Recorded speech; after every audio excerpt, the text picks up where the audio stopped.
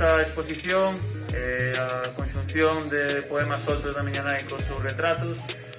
pode dar unha visión máis detallada e máis precisa da imaxe que a miña propia nai quería dar delas, porque son fotos pensadas precisamente para eso, para difundir ou para dar a imprensa naquele momento.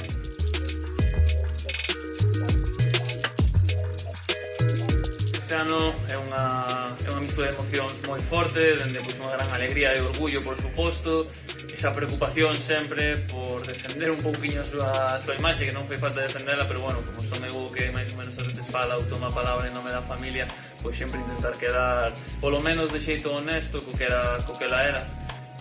Creo que se estamos conseguindo, así que o que quería toda a familia era que ela perdurase, que o seu legado pois fose recordado, con exposicións como esta e con moitos actos que se fixeron. Creo que se está a conseguir, polo que o obxectivo está máis que cumplido e toda a familia pois está nunha palabra orgullosa.